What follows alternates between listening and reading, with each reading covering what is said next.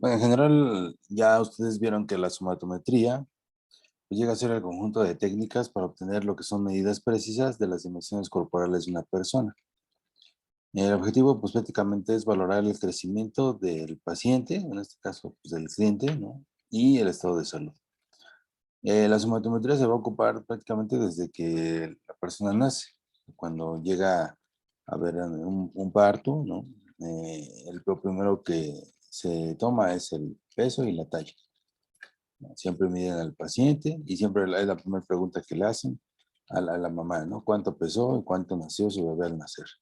O le preguntan pues a la misma persona que si sabe, se acuerda cuánto pesó y cuánto nació al nacer, porque bueno, de ahí se han creado algunas tablas, ¿no? Unas curvas percentilares en donde nosotros vamos a poder valorar si realmente ese niño o esa persona niño o niña, esa persona va creciendo de forma regular o si llega a tener alguna alteración del estado de crecimiento, si tiene talla baja, si está con talla por encima de lo normal respecto a su edad. También hay percentilas que pues llegan a valorar el peso según la edad del paciente. A lo mejor pues el paciente está con bajo peso o tiene sobrepeso u obesidad, que también ahí se puede llegar a valorar esas dos situaciones. O inclusive llega a haber curvas percentilares de que se relacionan lo que es la talla con el peso. O sea, si la talla que corresponde con el peso que debe de tener en ese momento. Entonces, muchas veces a lo mejor el paciente pues tiene una talla normal, pero el peso está bajo o el peso está alto, o puede llegar a tener una talla baja con un peso elevado o al revés.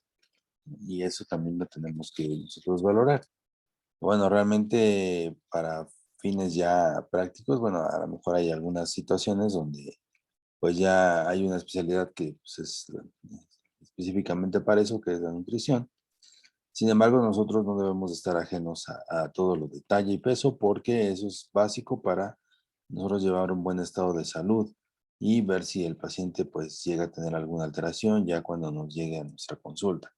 O también ustedes van a tener, cuando ya estén laborando como médicos, que tienen que valorar ese peso en ciertas partes del tiempo, más cuando son menores de 5 años, que llega a haber algunos periodos donde se tiene que hacer pues prácticamente de forma obligatoria y se le tiene que decir a los papás de que tienen que traer al niño cuando cumpla a lo mejor al mes, a los 2, 4, 6, 8, 10, 12 meses y luego después en el año pues se puede llegar a manejar cada 4 meses o cada 6 meses hasta los 5 años y luego de ahí debería de ser anual, porque obviamente tenemos que ver si llega a haber alguna alteración, pues tratarla lo más tempranamente posible. Bueno.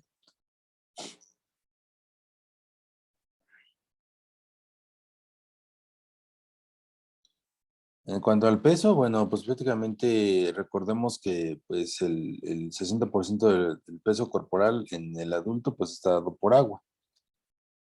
Y esto pues es un poco menos en la mujer y disminuye con la edad.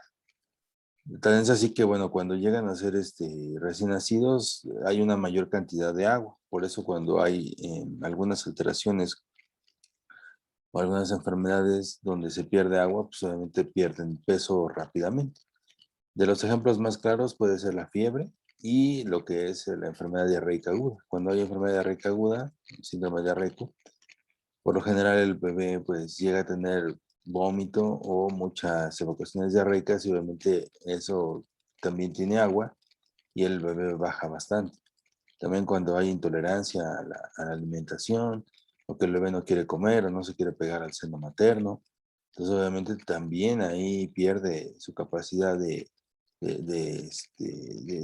alimentarse y de obtener el agua suficiente para mantener su peso porque pues recuerden que dentro de lo que es las funciones básicas hay pérdidas insensibles, que bueno, eso ya lo van a ver en nosología.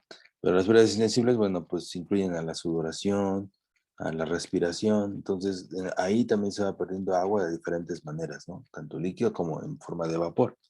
Y si esa agua no se recupera, pues es por eso que el paciente pues, puede llegar a tener datos de deshidratación. Y si la unamos de que pues en ese momento llega a tener alguna enfermedad donde hay pérdidas abundantes de líquidos, pues entonces el bebé va a bajar de peso. Entonces cuando te lo llevan a la consulta, pues siempre hay que preguntar si se acordaba la mamá cuánto pesaba antes de que estuviera enfermo, o cuál era el último peso que había registrado, porque luego a veces cuando llegan a estar enfermos, llegan con mucho menos valor en el peso que pues cuando los pesaron la última vez. Y eso pues es bastante delicado.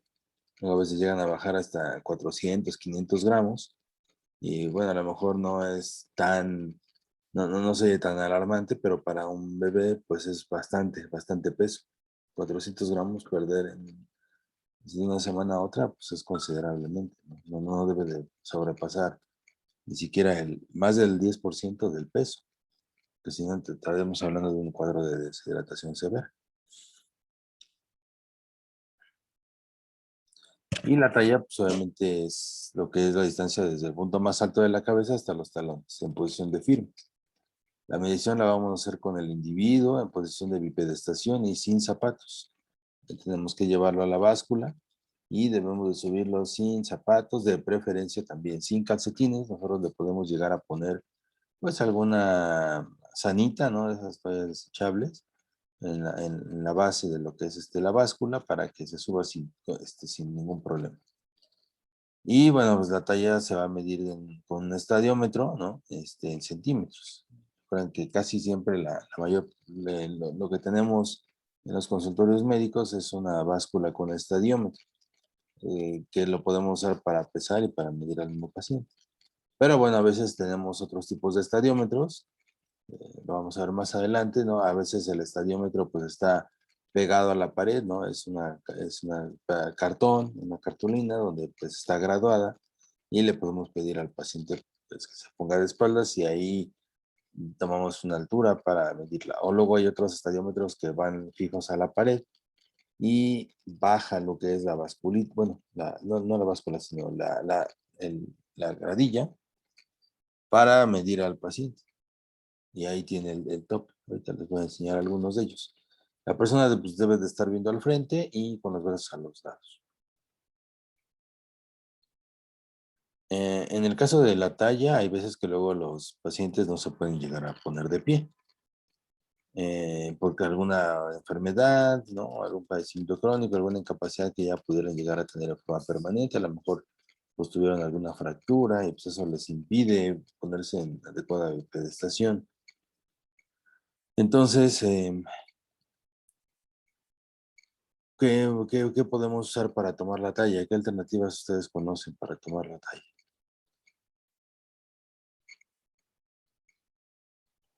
Usar una cinta métrica. Una cinta métrica, pero ¿cómo? ¿Cómo lo usaría?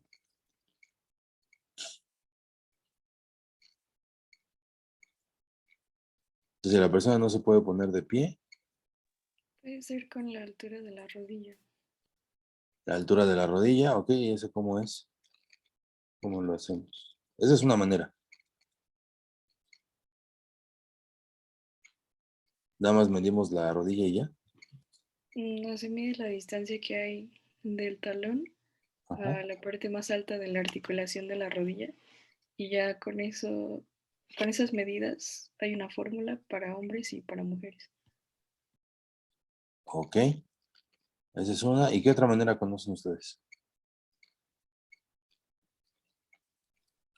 Medirlo por segmentos, segmento superior y segmento inferior. No te alcanzo a escuchar bien, doctora. ¿No puedes repetir, por favor? Medirlo por segmentos, segmento superior y segmento inferior. Mm, Pues eso puede ser otra alternativa, aunque es un poquito más complicado. Porque sobre todo lo que nos cuesta llegar a medir, perdón, es el segmento superior. Es donde pues llegan a estar encorvados, hay osteoporosis, en compresión, o sea, varias cosas que pueden llegar a afectar. Bueno, tenemos dos métodos que se pueden usar en su práctica clínica. en caso de que no pueda pararse el paciente adecuadamente. Uno es lo que comentaba la doctora, que es la altura de la rodilla, ¿no? La talla derivada a la altura de la rodilla. Esto por lo general ponemos al paciente sentado y con que ponga la rodilla, perdón, bueno, la extremidad inferior, de tal manera que el muslo forme con la pierna, ¿no?, un ángulo de 90 grados, entonces podemos llegar a colocar la esquemática desde la rodilla hasta lo que es el talón del pie. Y pues obviamente aplicamos esta fórmula, que en el hombre pues es multiplicar 64.19 menos 0.04 por la edad, más 2.02 por la altura de la rodilla. Y en las mujeres 84.88 menos 0.24 por la edad, más 1.83 por la altura de la rodilla. Esa es una manera de hacer la talla. Y la segunda pues es la media brazada. Esta consiste que pues se va a medir con la cinta métrica, ¿no? Que el brazo se mide desde la punta del dedo medio hasta la escotadura del esternón. Y esa cifra se multiplica por 2 y más o menos nos da una talla aproximada, ¿no? Que si lo hacen ustedes en la práctica, sí es una medida que se aproxima bastante a la talla real, ¿no? Son medidas o métodos que se han adaptado o que se han creado para poder sacar la talla del paciente. ¿Ok? ¿Sí quedó claro? Y obviamente esta fórmula, pues es complicada de aprender, entonces, bueno, valdrá la pena que si en caso de que tuvieran un paciente, lo tuvieran a la mano para poder realizar la obtención de la talla. O la media brazada, ¿no? Luego a veces el paciente pues está encamado y esta altura, esta medición de la media brazada es adecuada, ¿no? Luego a veces están en coma, no saben la talla, pacientes sin identificar, ¿no? O pacientes desconocidos que llegan en accidentes automovilísticos, pues, obviamente para tomar la talla, pues podemos usar esta alternativa.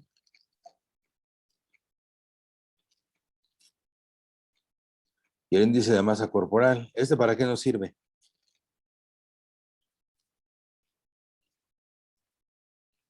Para evaluar si el paciente está en su peso ideal o bajo de peso, sobrepeso o ya tiene obesidad.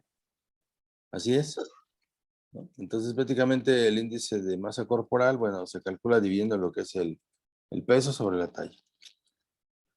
Entonces, esto se ha creado, bueno, para mantener unos valores estándares, ¿no? De que si el paciente, pues de acuerdo a su peso y talla, está en un valor ideal, está en sobrepeso, está en bajo peso o está en obesidad, ¿no? Que es como que lo más frecuente que podemos llegar a encontrar.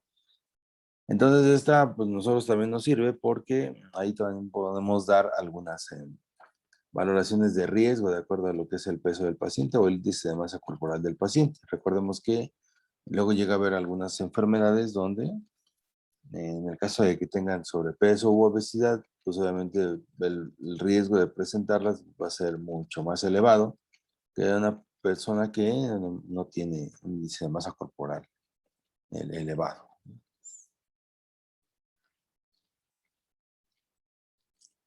En el caso de la circunferencia de la cintura o el abdomen, pues prácticamente esto nos permite determinar la distribución de la grasa abdominal.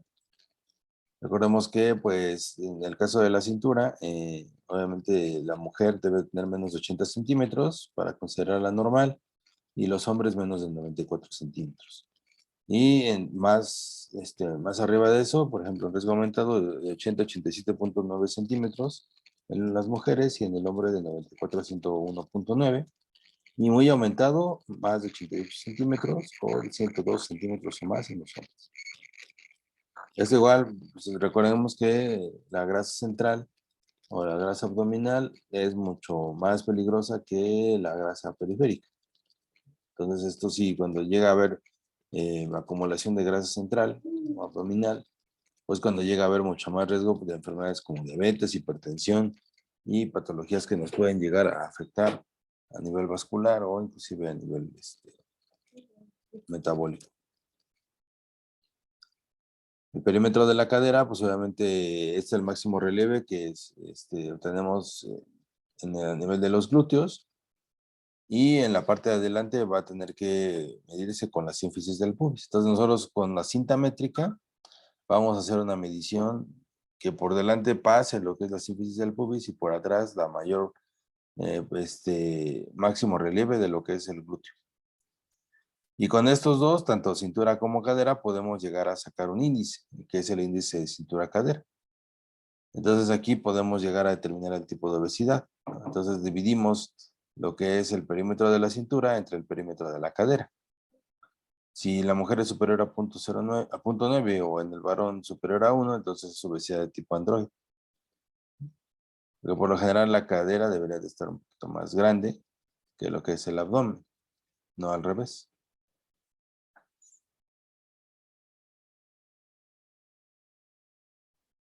La circunferencia del brazo, pues prácticamente esto nos sirve para conocer el estado nutricional del paciente y siempre se va a medir la parte media del brazo. Los hombres, pues prácticamente el valor es 31 centímetros en promedio y en las mujeres 28 centímetros.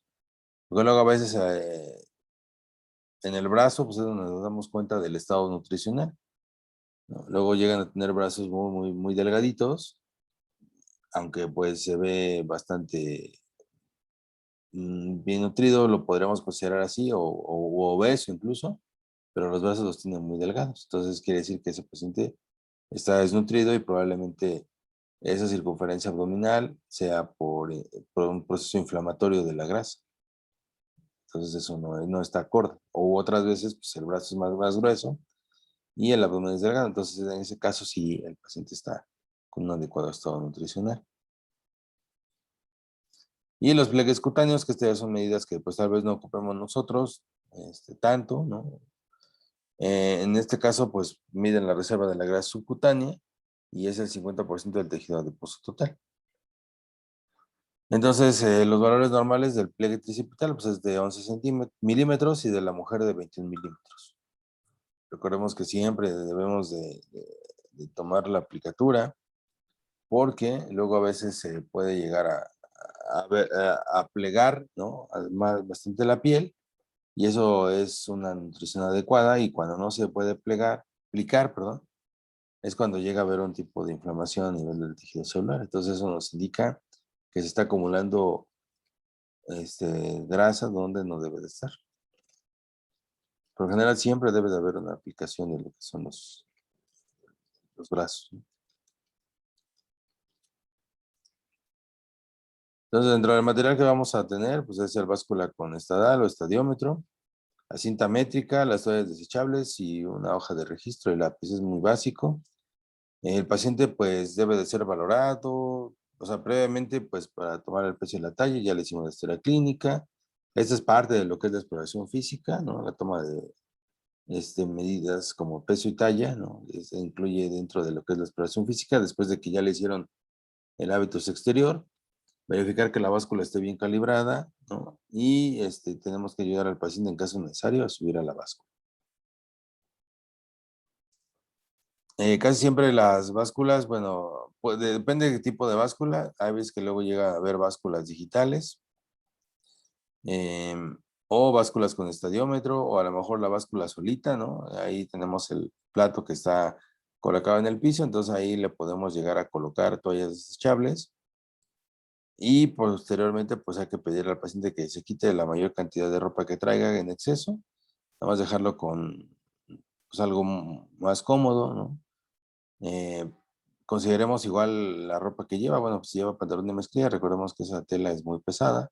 O lo que podemos hacer en caso de que si siempre y cuando se puede llegar a hacer, que a lo mejor le prestemos una bata de paciente, ¿no? Y que el paciente se llegue a cambiar en el baño para que pues venga con la menos ropa posible, ya nada más se coloque la bata y ya lo podemos llegar a pesar.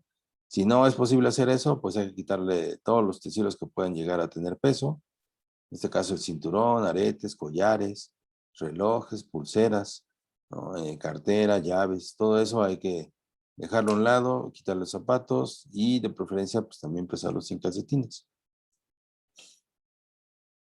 Y obviamente pues hay que calcular el peso moviendo las barras. Esta es una báscula que pues pueden llegar a encontrar habitualmente en los consultorios médicos donde se tiene que hacer la graduación. La primera barra pues corresponde a lo que es peso, ¿no? Viene por kilos y la segunda viene, me parece que divide a cada 20. Entonces eso primero, pues más o menos nosotros un aproximado le podemos calcular el peso y podemos llevar la primera la balanza de abajo, perdón, hacia lo que es el peso. Por ejemplo, si calculamos que a lo mejor pesa 60 kilos, pues llevamos la primera balanza hasta 60. Y ya nos podemos dar cuenta con lo que es, aquí ya llega a ver luego un indicador. Este indicador, para que nos dé el peso adecuado, debe de estar equilibrado, no debe de tocar ni la barra superior ni la barra inferior.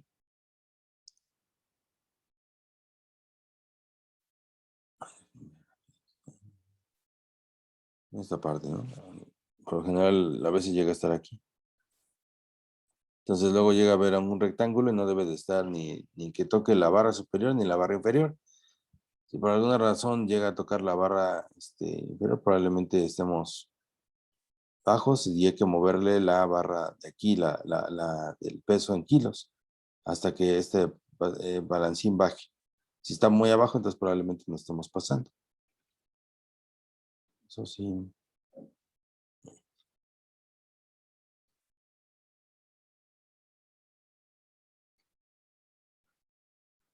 Y en el caso de la talla, pues en esa misma báscula con estadiómetro, ahí podemos llegar a tomar lo que es la talla. Entonces, llega a tener una rama, ¿no?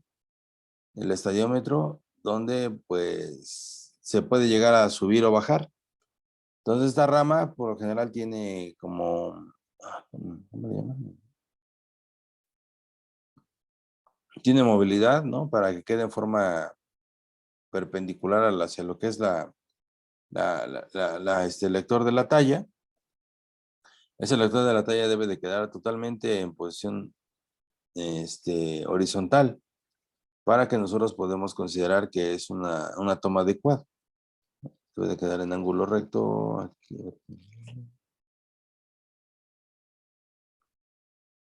Aquí, ¿no? O sea, esto debe de quedar en ángulo recto.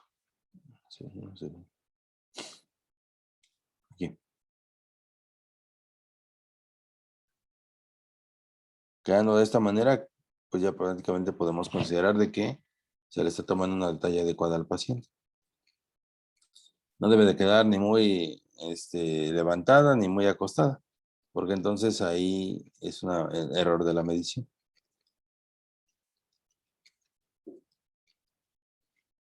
Bien, y al final pues ya vamos a bajar a lo que es el paciente de la báscula.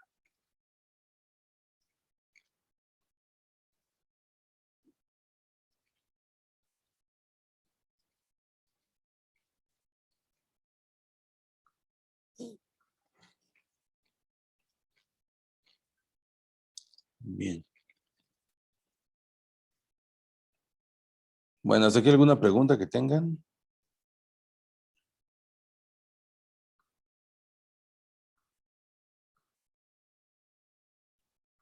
No, doctor. ¿No, nada?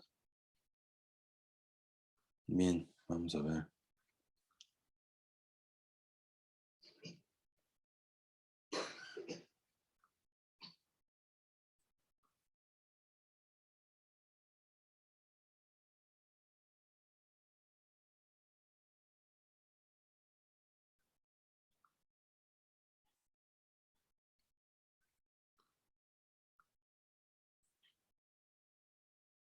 Bueno, en cuanto a los signos vitales, es otro apartado de la exploración física básica de lo que es nuestro paciente. Y es algo que debemos de hacer siempre, siempre, siempre. O sea, cada paciente que llegue, casi peso, talla y signos vitales, siempre. No hay que obviarlos. A lo mejor por las condiciones críticas que puede llegar el paciente, se puede llegar a obviar en primera instancia el peso y la talla. Pero los signos vitales nunca. O sea, ese sí debemos de tomarlos todo el tiempo. Llega el paciente inestable, pues con mucha más razón, ¿no? De que llegue chocado en el servicio de urgencias, a lo mejor se le da el manejo inicial, pero dentro de ese manejo, pues va a haber la monitorización de los signos vitales. Siempre debemos de tomar en cuenta esto porque dependiendo en qué valores nos dé los signos vitales, pues vamos a llegar a conocer las alteraciones que puede llegar a tener y las correcciones que debemos de llegar a realizar. Pues prácticamente los signos vitales reflejan lo que es el estado fisiológico de los órganos vitales, ¿no? Cerebro, corazón, pulmón. Y esto prácticamente refleja de forma inmediata los cambios funcionales que llegan a suceder en el organismo, que no podrán ser calificados de otra manera. Se pueden llegar a medir en cualquier lugar, en la casa, en el consultorio, en el hospital, en la calle. Cualquier lado podemos llegar a medir los signos vitales, siempre y cuando lleguemos a tener en la mayor parte algún instrumento adecuado.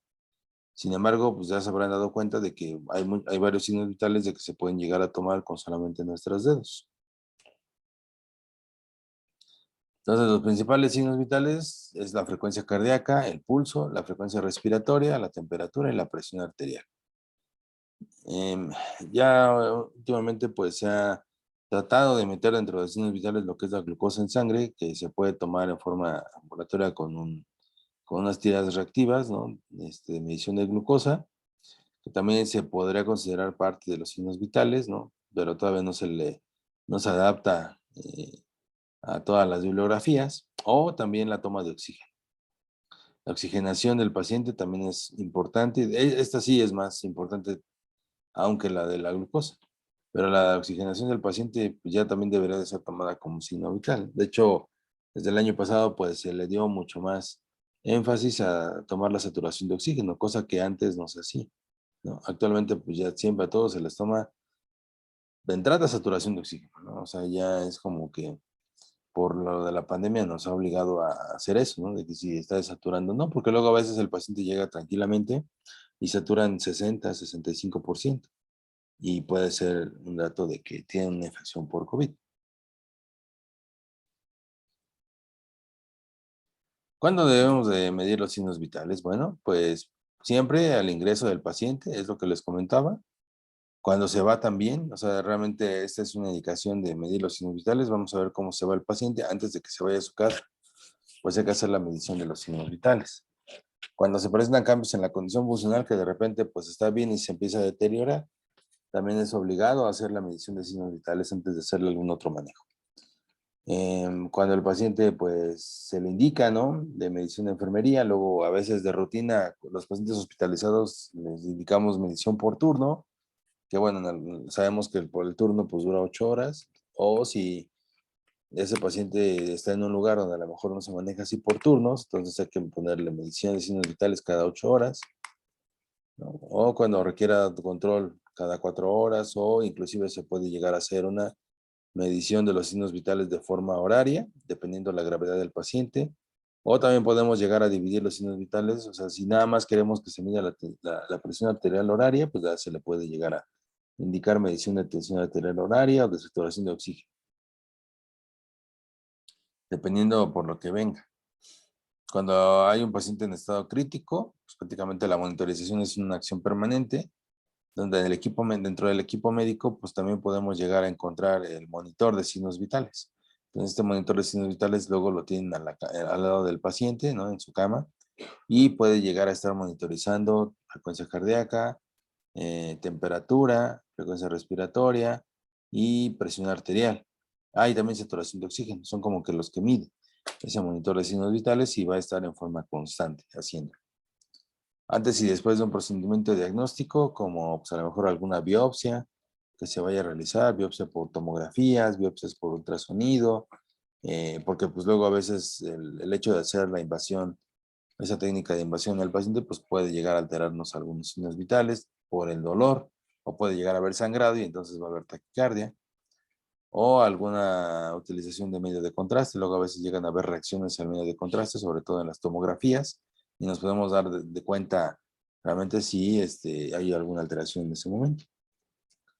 O cuando llega a haber cirugía, siempre antes de que el paciente se vaya a operar, se tiene que tomar signos vitales, antes de que lo anestesian, después de que lo anestesian y antes de que empiece la cirugía. Y al final siempre preguntan, ¿cuánto sale de signos vitales? Ya les dicen tanto, ¿no? Cuando ya termina la cirugía. Y antes y después de la administración de cualquier medicamento, porque también pueden llegar a afectar cualquiera de ellos. Bueno, en el caso de la frecuencia cardíaca, pues el corazón pues prácticamente llega a presentar un ritmo bastante específico, ¿no? A excepción de que llega a tener arritmia, que ese es otro tema, ¿no? Pero luego a veces ya llega a tener un padecimiento en forma crónica el paciente, pues hay que tomarlo en cuenta. Para la frecuencia cardíaca, pues podemos llegar a tomarla con el estetoscopio. Antes pues, también se llegaba a tomar así directamente con el oído, pero bueno, eso se ha abandonado. Pero si no, en alguna razón o por alguna razón no tenemos el estetoscopio, bueno, esa es una alternativa, pues que sí tenemos todavía a la mano, ¿no? O sea, realmente si no tenemos estetoscopio y queremos saber, pues cuánto está latiendo ese corazón, pues tenemos que pegar nuestro oído hacia el pecho del paciente para hacer la contabilización de los latidos cardíacos.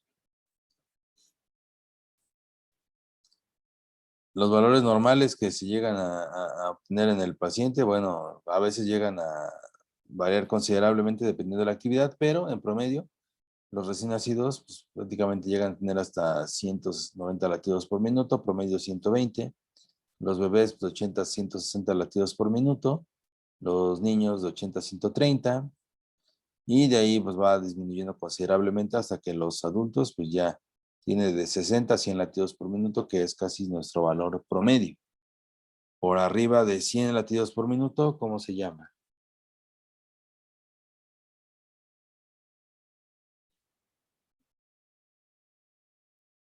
¿Son las arritmias? ¿Mande? ¿Es la arritmia? Es taquicardia. No, la arritmia no. Es taquicardia. La arritmia es prácticamente cuando hay un ritmo irregular. O sea, son latidos cardíacos que no van sincronizados. O sea, como que llevan un ritmo irregular. Esas son arritmias.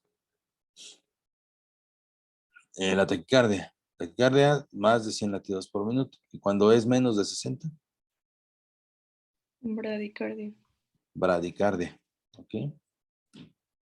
Que bueno, luego a veces llega a haber, por ejemplo, cuando son personas que tienen una actividad física constante, pues podemos inclusive llegar a ver que hay frecuencias cardíacas hasta de 40 a 60 latidos por minuto y se considera normal. Pero siempre pues hay que cuestionarle al paciente pues qué actividad física realiza. No vaya a ser que consideremos algo normal cuando esté en bradicardia. Y se supone que menos de 40, pues legalmente pues ya se podría considerar que hay una afectación pues, ya irreversible, ¿no? Pero luego a veces llega a haber frecuencias cardíacas de menos de 40 y el paciente pues todavía está vivo, ¿no? Pero pues ya cuando ya es menos de 40 se considera que ya hay un paro cardiorrespiratorio, ¿no? Vamos a tomar en cuenta eso.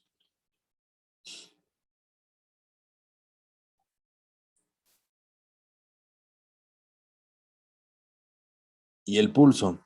Bueno, antes que nada, de la frecuencia cardíaca, ¿cuál es la técnica para tomar?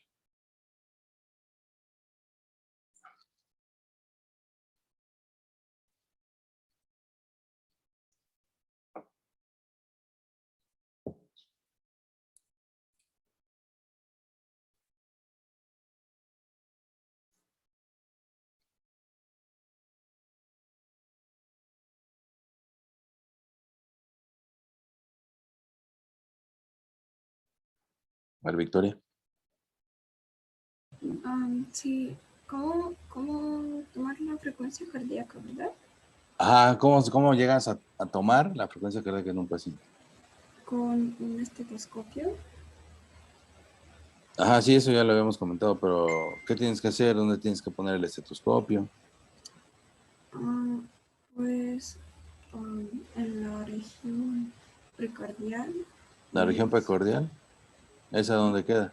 En el tórax. ¿En dónde? En tórax. ¿Pero en qué lado derecho? No sé.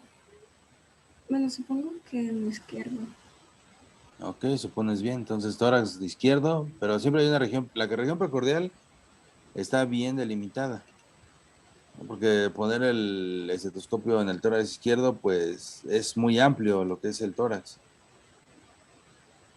Más o menos en qué espacio intercostal lo podrías poner. En tercero. Pues está muy arriba, pero bueno, sí te lo hago válido. Realmente lo que es la región precordial, pues se encuentra entre lo que es el tercero y el sexto. Pero para tener una buena auscultación, de lo que es el latido cardíaco, pues se puede preferir entre el cuarto y el quinto espacio intercostal, ¿no? Y siempre, casi siempre vas a tomar la línea media clavicular. Esa como que es lo determinado, ¿no? El cuarto, quinto espacio intercostal, a nivel de la línea medio clavicular, ahí puedes llegar a tomar adecuadamente la frecuencia cardíaca. ¿Ok? Y eso tienes que hacerlo durante ¿cuánto tiempo? Bueno, yo creo que lo ideal sería durante 1 minuto, pero también se puede tomar por lo menos durante 30 segundos y luego multiplicarlo por 2. Bien, bueno, eso que comentó su compañera, la primera está bien, 1 minuto, es lo que debemos de hacer para tomar la frecuencia cardíaca. Lo segundo que comentó es lo que no se debe de hacer, porque luego a veces estamos acostumbrados a hacerlo todo muy rápido y, por ejemplo, luego a veces lo llegan a tomar 15 segundos y lo multiplican por 4 o 10 y lo multiplican por 6, ¿no? O bueno, en este caso ya como comentó ella, 30 y se multiplica por 2. No se debería de hacer eso, no. Sé que luego muchas veces hay bastante trabajo y pues se quieren economizar el tiempo. Pero luego en ese tiempo que no se ausculta, puede llegar a haber alguna alteración. En 10 segundos, pues realmente es muy poquito tiempo para ver si un corazón está rítmico o arrítmico. Entonces, por ejemplo, tomamos a lo mejor 6 latidos y lo multiplicamos por 10 y ya son 60. Pero, ¿qué tal si pues después empieza a tener latidos más frecuentes o empieza a dejar de latir, ¿no? Por un momento? Entonces ahí se podría considerar que hay un tipo de arritmia. Por eso es lo ideal, es tomarla durante 1 minuto. Y esto se puede llegar a combinar con alguna toma de algún otro signo vital. ¿Ok? Bueno, entonces en cuanto al pulso, el pulso prácticamente se puede llegar a palpar en pies, manos, cara y cuello, ¿no? Entonces, donde hay alguna alteración superficial que llega a tener contacto con una superficie ósea y se pueda llegar a comprimir, se puede llegar a determinar el pulso, ¿no? Entonces, prácticamente el pulso llega a tener relación directa con la frecuencia cardíaca. El pulso puede llegar a variar por actividad física, por la edad del paciente, por el tipo de sexo del paciente, el estado emocional, o si llega a haber alguna anomalía como fiebre, toma de medicamentos o sangrado. Tenemos varios lugares para tomar el pulso temporal, que prácticamente es aquí en la sien, ¿no? Se puede llegar a tomar ahí el pulso, el carotidio, que es como que de los más fáciles de llegar a acceder, ¿no? A nivel del esternocleidomastoideo, en el cuello, ahí se puede tomar el pulso carotidio perfectamente. El pulso facial igual, ¿no? A nivel de lo que es en la cabeza, ¿no? El apical, eh, braquial, prácticamente estos pulsos, por ejemplo, en el caso del subclavio, se puede llegar a palpar relativamente lo que es la arteria subclavia. El braquial, que es otro pulso que se puede llegar a tomar a nivel de lo que es el músculo braquial. El radial, ¿no? Ese pues igual, ¿no? Es el que más frecuentemente llegamos a hacer, ¿no? El braquial, pues es el que usamos para medir la presión arterial. Es como que el que nos indica, ¿no? Que realmente estamos palpando la arteria. El radial es el que usan frecuentemente, que es a nivel de lo que es la muñeca. El femoral, que es a nivel inguinal. Este es básico, sobre todo en los procedimientos quirúrgicos. Luego a veces nosotros como cirujanos luego no podemos acceder a lo que es el subclavio, ¿no? El carotidio, ¿no? Eso es solamente el anestesiólogo porque pues es un área que no está estéril, pero pues en donde sí se hace el lavado, pues es en la ingle. Entonces ahí se puede llegar a acceder fácilmente. El popliteo, que es atrás de la rodilla. El tibial posterior, que se toma detrás de lo que es el malleolo interno. Y el pedio, que se toma a la parte lateral de lo que es ¿cómo se llama? El tendón del primer dedo. Entonces el pulso se va a valorar mediante la porción distal de lo que son los dedos índice y medio. Debemos hacer una palpación durante 1 minuto. Hay que utilizar lo que son las yemas de los dedos, ¿no? Índice y medio, presionar suavemente y hacer la cuantificación por 1 minuto.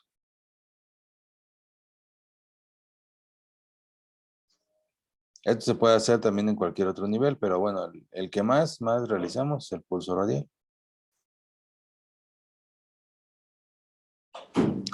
Si nosotros vemos que el paciente llega a haber realizado alguna actividad física, por ejemplo, luego llegan a la consulta pues corriendo, ¿no? Porque pues, se les hizo tarde o agitados, debemos de esperar a que por lo menos se tranquilice un poco, porque pues si le tomamos la frecuencia cardíaca en ese momento, se lo pasamos luego y le decimos, a ver, descúbrase, vamos a tomar sus signos vitales, pues van a salir bastante alterados y probablemente no sea lo que debe tener el paciente, ¿ok? Bien, entonces, hay que valorar dentro del pulso, se valora frecuencia, ritmo, amplitud y elasticidad, ¿no? Entonces, el ritmo puede ser rítmico o arrítmico, la amplitud puede ser de amplitud amplia o corta, ¿no? Porque luego a veces llega a ser pulsos muy débiles, ¿no? Y de amplitud muy baja o muy cortita, o pulsos muy amplios, ¿no? Intensos. Y la elasticidad depende qué tanto nosotros sintamos que haya abombamiento de lo que es la arteria, porque luego a veces sí es muy elástico y a veces no. Sobre todo en los adultos mayores es poco elástico porque llega a haber un problema de induración de las arterias que se conoce como aterosclerosis, donde pues ya no hay una buena elasticidad de la misma arteria. Ok, entonces, ¿cuánto es lo normal de las pulsaciones por minuto?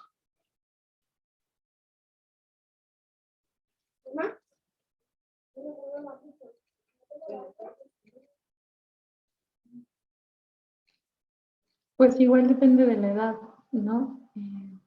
Porque los niños, bueno, los recién nacidos y los niños van a tener más que un adulto. Los recién nacidos tienen de 140 a 160, y los niños de hasta un año de 130 a 115, los de 12 años de 115 a 100, y ya en el adulto de 70 a 80, y en el anciano de 60 a 70.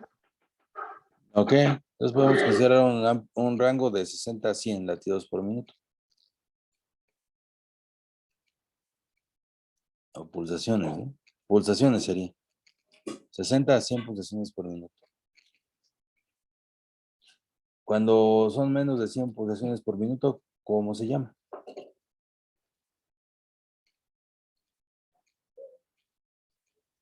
Menos de 60 pulsaciones.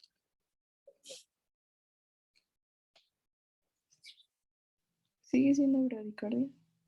No, Pulso débil.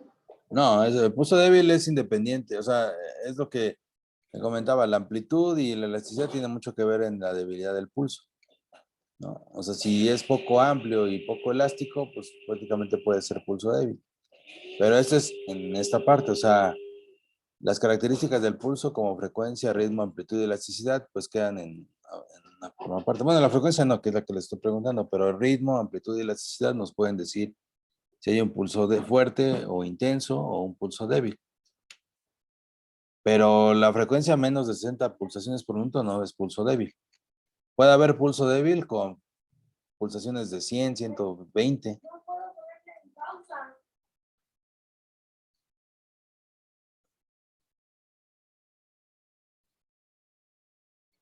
Hay un evento de Pulsa Line, ¿no?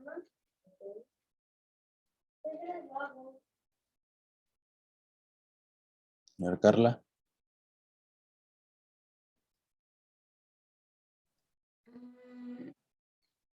No sé cómo se dice.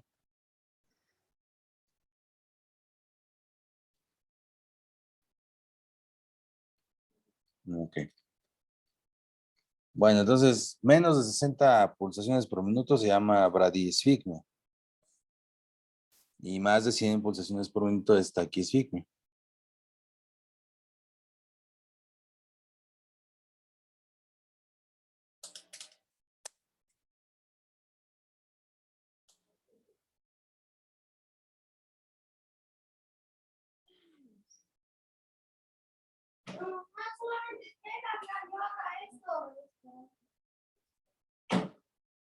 Bien, bueno, entonces el siguiente signo vital es la frecuencia respiratoria.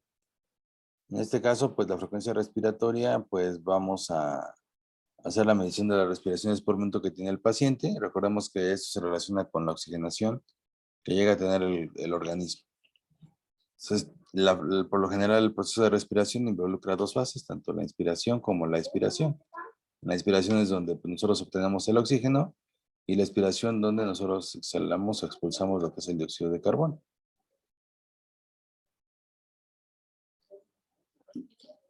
Esta pues prácticamente se mide cuando la persona está en reposo. Se puede llegar a hacer la exploración en la parte de la espalda, ¿no? Colocando el estetoscopio a nivel de lo que es el tórax. Eso puede ser en cualquier pulmón, ¿no? Para la frecuencia respiratoria no hay ningún problema. Y hay que contar las respiraciones por 1 minuto. También puede llegar a hacerse en la parte anterior. Puede llegar a hacerse la medición de la frecuencia respiratoria por inspección, viendo cómo el tórax se expande y se contrae durante 1 minuto. O sea, esos movimientos torácicos de flexión y ampliación se puede llegar a visualizar, ¿no? O sea, bueno, la ampliación realmente pues, es con palpación, ¿no? Pero con la inspección se puede llegar a visualizar cómo expande el tórax, ¿no? Con cada respiración. Y se llegan a contar esas expansiones durante 1 minuto, ¿cuántas son? La palpación, podemos llegar a palpar a lo que es el paciente, de preferencia en la parte dorsal, en la espalda, le podemos colocar nuestra mano, nuestra palma de la mano totalmente extendida a nivel del tórax, o sea, de la espalda, y nosotros podemos sentir cómo es la expansión de ese tórax. Y vamos a ver cuántas veces hay movilizaciones durante 1 minuto. O se puede llegar a hacer con la auscultación, colocando el estetoscopio a la altura de lo que es el dorso del paciente, la región torácica, y escuchar cuántas veces mete aire, ¿no? Saca aire. Esos movimientos inspiratorios y expiratorios tienen que ser en reposo y no debe de avisársele previamente al paciente. ¿Por qué? Porque cuando le dices que al paciente que le vamos a medir su frecuencia respiratoria, pues automáticamente el cerebro del paciente pues toma eso en cuenta y empieza él a respirar en forma consciente, ¿no? Entonces eso puede darnos unos valores alterados. Lo ideal es que el paciente pues esté relajado y nosotros le empecemos a hacer preguntas mientras estemos checando lo que es la frecuencia respiratoria. No debemos de notificarle al paciente que vamos a medir la frecuencia respiratoria, porque si no se puede hacer las respiraciones ya de forma voluntaria.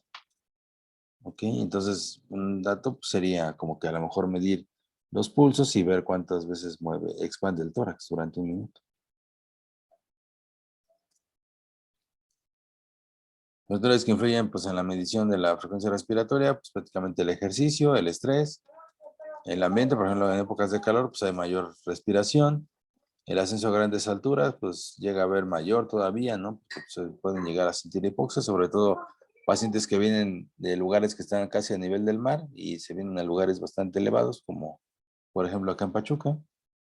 Medicamentos que disminuyen la frecuencia respiratoria y la edad, ¿no? Sabemos que entre más edad, pues los movimientos respiratorios son cada vez menos frecuentes. Los valores normales, recién nacido, pues 30-80, lactante menor de 20-40 respiraciones por minuto, lactante mayor de 20-30, el niño de 2 a 4 años de 20-30, y el niño de 6 a 8 años de 20-25, y en el adulto de 15 a 20. Alteraciones de la respiración, pues básicamente puede llegar a haber bradipnea, que es la disminución de la respiración. ¿Cuánto es lo normal de respiraciones en el adulto, dijimos? 15 a 20. 15 a 20, entonces menos de 15, bradipnea. Más de 20, taquipnea, polipnea, no. Hipernea es cuando hay hiperventilación, que son respiraciones que parece como si jalara más aire, ¿no? Hasta boqueara. La apnea es cuando no hay respiración. La disnea es cuando hay dificultad para respirar, que sí puede respirar el paciente, pero le cuesta trabajo. Los tirajes intercostales, que es cuando se llegan a usar los músculos respiratorios accesorios, como son los serratos o los intercostales, donde pues, se llega a ver como si se hundieran, ¿no? Las costillas. Entonces realmente pues, es por esta contracción que hacen esos músculos. Ese se llama tiraje. La ortopnea, pues cuando llega a haber respiración, dificultad respiratoria cuando el paciente se incorpora, ¿no? Al estar de pie. La respiración de Kussmaul, que es la que se conoce como respiración acidótica, que son respiraciones rápidas, superficiales. La de Cheyne-Stokes, que llega a haber respiraciones continuas y de repente hay periodos de apnea. O la de Biot, que pues, prácticamente hay aumentos, descensos y apneas, ¿no?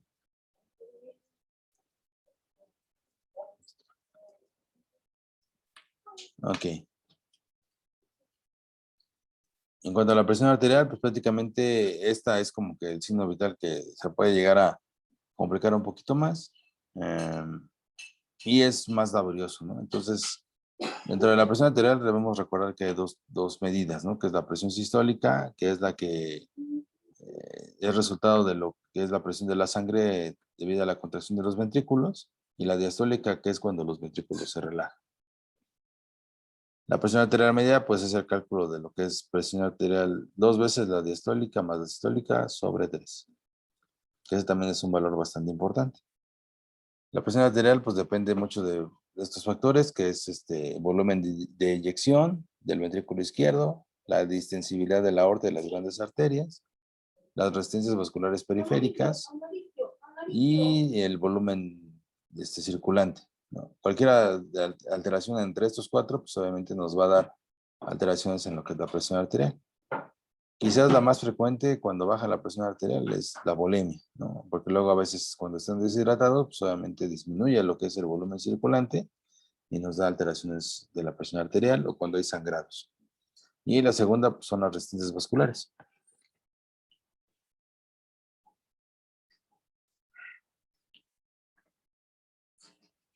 Ok, ¿cómo vamos a medir la presión arterial? A ver, Diego. Sí, bueno, primero se tiene que colocar bien el brazalete, que se va a colocar 2 centímetros por encima del pliegue de codo. Ya una vez colocado, que igual tiene que estar firme, una vez colocado se va a calcular la presión sistólica, pero con palpación. Se va a inflar rápidamente el manguito y al momento en el que dejamos de sentir pulso, esa es la presión sistólica, lo desinflamos y a esa presión sistólica se le van a aumentar aproximadamente 30 milímetros de mercurio para ahora sí hacer la medición de la presión arterial, en donde vamos a colocar el estetoscopio y vamos a inflar el manguito hasta 30 milímetros de mercurio por arriba de la presión sistólica que ya se midió antes. Y así ya se va a determinar la presión sistólica y diastólica. La sistólica es cuando aparecen los 2 primeros latidos más marcados, y la presión diastólica es cuando ya amortiguan o desaparecen estos ruidos. Ok. ¿Algún otro comentario que tenga?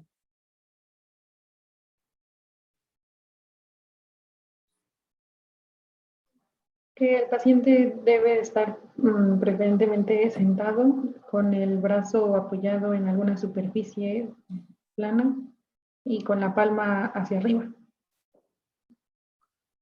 Ok, sí, eso es importante. Bueno, idealmente pues se debe de tomar la presión arterial en 3 posiciones, tanto sentado como acostado y de pie. Sin embargo, para fines prácticos, bueno, lo ideal es que estuviera el paciente sentado, que es como se le hace la mayor parte del tiempo, y el brazo apoyado en alguna superficie para que esté cómodo el paciente y pues también nosotros como médicos. Entonces, una vez que ya tengamos relajado, debemos de tener el brazo totalmente descubierto, el brazo que se va a explorar, que no tenga nada que apriete ningún sitio, lo que es la circulación, porque luego a veces llegan a tener camisas o blusas de que pues luego las arremangan y se queda muy apretado a nivel de lo que es la axila. Entonces, si hay una fuerza ejercida a ese nivel, ahora sí que muy suficiente, ¿no?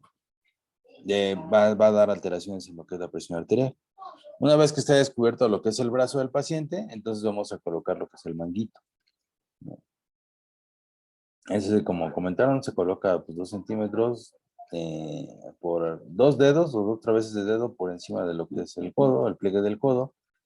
Debemos de localizar previamente lo que es el pulso braquial, que prácticamente está en el borde interno de lo que es el bíceps braquial. Ahí Si localizamos el pulso, entonces ahí tenemos nuestro sitio de medición. Colocamos el manguito, colocamos el estetoscopio y ya posteriormente el manguito debe de estar totalmente desinsuflado o desinflado. La perilla va a estar cerrada. Entonces también nuestra barra de medición o nuestro oscilómetro debe de estar en ceros. Y vamos a empezar posteriormente a abrir la perilla o la válvula y a inflar lo que es con la perillita. Prácticamente nosotros tenemos tres formas, ¿no?, de poder calcular lo que es la presión arterial.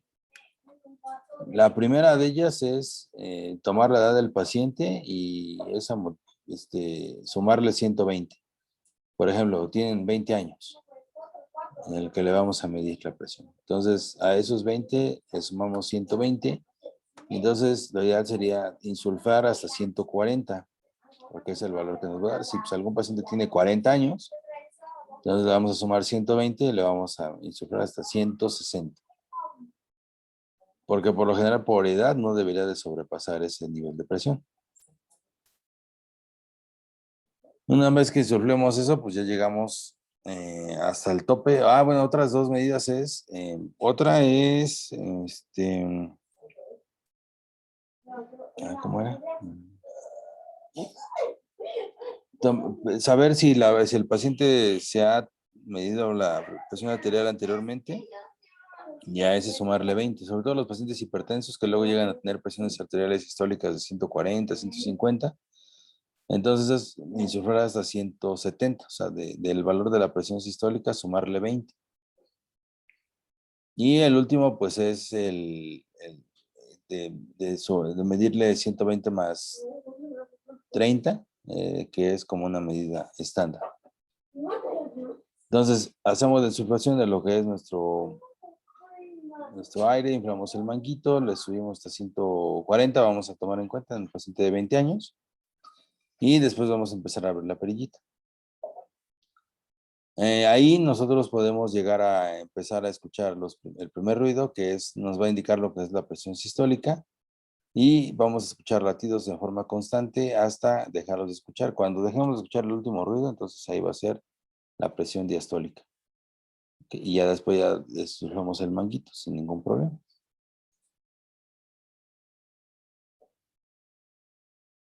Bien, esto del brazo ya lo habíamos comentado.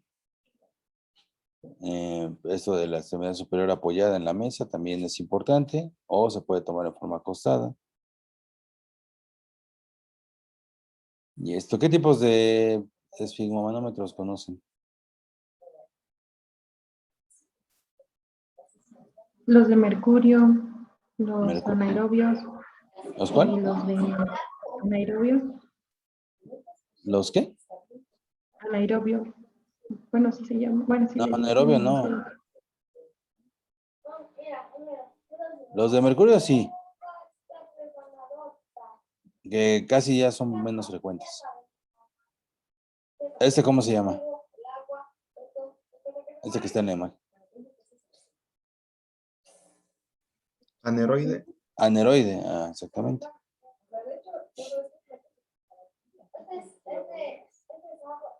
Que es como que el más común, y están los digitales, que eso ya te ahorra bastante tiempo y pues prácticamente el mismo aparato toma lo que es la presión arterial, ¿no?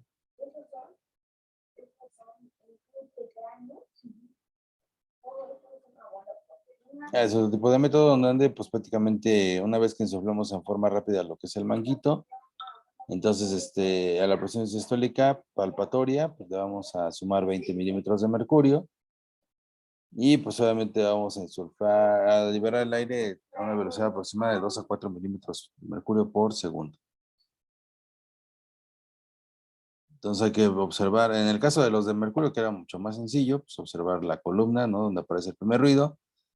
Por lo general, esos tienen la característica de que una vez de que se empieza a palpar lo que es la presión sistólica o a sentir, entonces el mismo mercurio andaba como que brincando, o sea, se movía, como latiendo.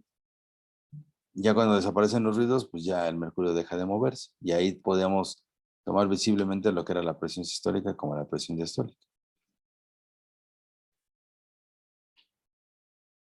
Y este es el registro de lo que es nuestra presión arterial.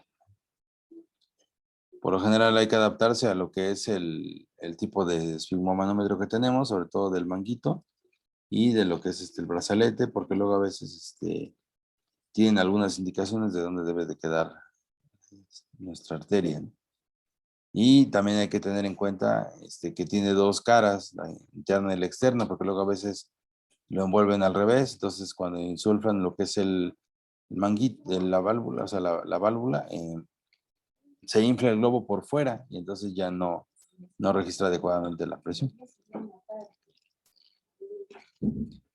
Los valores normales, bueno, esta es una tabla que pues está un poquito desactualizada, pero bueno, podemos tomar en cuenta que en el adulto pues es de 100 a 120 la presión sistólica y en la diastólica de 60 a 80. Más arriba pues ya se llama hipertensión arterial. Que de hecho para dar un diagnóstico como tal de hipertensión arterial pues deben de ser 2 tomas altas en 2 visitas seguidas.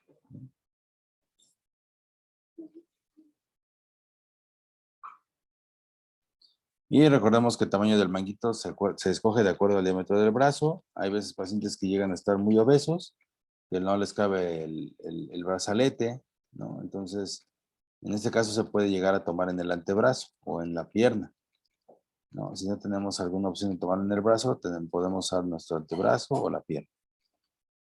El estetoscopio no se debe de colocar con tanta presión y debemos de verificar que no haga presión por abajo del brazalete, porque al momento de insuflar eso puede ser algo que nos obstruya lo que son las mediciones de la presión arterial. Bien, hay también manguitos para pacientes pediátricos, que pues, ya son especiales. También hay manguitos para pacientes obesos, que son muy grandes, pero si no tenemos esos hay que adaptarse. Y el último es la temperatura. ¿Cómo se toma la temperatura? Hanna. Bueno, primero se le informa al paciente del procedimiento que se va a realizar ¿Ah? y luego se coloca al paciente preferentemente en decúbito supino o sentado. Se descubre y se seca la región axilar y después se verifica la temperatura del termómetro y si es de mercurio se sacude para bajar el mercurio y se coloca la punta hacia la axila. Se coloca el antebrazo sobre el tórax del paciente y se espera de 3 a 5 minutos para retirar el termómetro. Ya después de que lo quitamos, se lee el termómetro y se anota la temperatura. Ok, perfecto. ¿Qué otros? O sea, bueno, hay varios tipos para obtener la temperatura, no es el que comentó su compañera. ¿Qué otros conocen? Puede ser oral, rectal o axilar y también depende pues del tipo de termómetro. Puede ser rectal o de mercurio, como dijo Hanna. Exacto, ¿no? Como el que más comúnmente conocemos es el de mercurio. Y ese dentro del mercurio, pues está el termómetro, el normal, y el rectal. El rectal, pues es donde está la barra de mercurio es un poco más pequeña y como que está más boleado, o sea, es más como una bolita. Ese termómetro rectal, pues se usa para medir la temperatura en los recién nacidos, en los lactantes. Es un método bastante bueno porque nos da una toma más exacta. También tenemos dentro del termómetro de mercurio estándar, pues podemos tomarlo tanto por vía oral como por vía axilar. Idealmente, pues se recomienda la vía oral. Sin embargo, si es un termómetro que pues, se va a estar usando en muchos pacientes, pues mejor axilar, ¿no? Independientemente de que lo estén limpiando. Recordemos que siempre hay que hacerle antisepsia antes y después de usarlo, ¿no? Una vez que tengamos el termómetro, pues hay que hacer estos movimientos como de sacudida del termómetro, ¿no? Agarrando la parte donde no está el mercurio para que la barra baje. Una vez que verifiquemos que la barra está abajo, entonces ya podemos colocarlo y lo dejamos 3 minutos promedio. Y ya al final lo retiramos, ¿no? Ese nos da una lectura muy acorde a la que tiene el paciente. Porque si lo quitamos antes, por ejemplo, si nada más lo dejamos un minuto, no le damos tiempo a la barra de mercurio que suba adecuadamente. También al igual que en la frecuencia cardíaca y la respiratoria, si el paciente llega agitado o llega corriendo a la consulta, lo vemos así como que muy ansioso, pues debemos de dejarlo reposar unos 10 a 15 minutos y después tomar la temperatura, si no va a salir con temperatura elevada. Ujú. Es el rectal, ¿no? Es un termómetro un poquito más pequeño, tiene la barra de mercurio pues más chiquita. El axilar, pues ese es el que más se usa en los hospitales, ¿no? Actualmente, bueno, ya hay termómetros infrarrojos, que pues ahorita, desde el año pasado, pues, hubo mucho más auge porque pues, evitaban el contacto de lo que era el objeto con el cuerpo del paciente. Ya son bastante buenos, ¿no? Porque pues, obviamente los termómetros infrarrojos dan una lectura mucho más específica. Y este es el más exacto, ¿no? El óptico. Este es un termómetro especial donde se mide la temperatura del tímpano. Recordemos que aquí está el centro regulador de la temperatura, muy cerca de lo que es la membrana timpánica. Entonces, este termómetro, o esta medición óptica, es la que va a dar las mediciones más exactas de todas, ¿no? Es la que menos va a variar. Entonces, es el que se recomienda en el paciente pediátrico. Pero pues, obviamente necesitamos un termómetro con un dispositivo especial. Y el infrarrojo, que es el que hemos visto todo el tiempo, ¿no? Que se toma en la sien. No es válido que lo tomen ni en el cuello, ni en el brazo, ni en la muñeca. No sirve de nada, ¿no? Temperatura normal. ¿Cuál es? También depende de en qué lugar se tome. Ok, pero así en promedio, o sea, así no, si no te interesara el lugar, tú nada más llegas y ¿cuánto tienes de temperatura? Y te dicen 37.7, ¿es normal o no?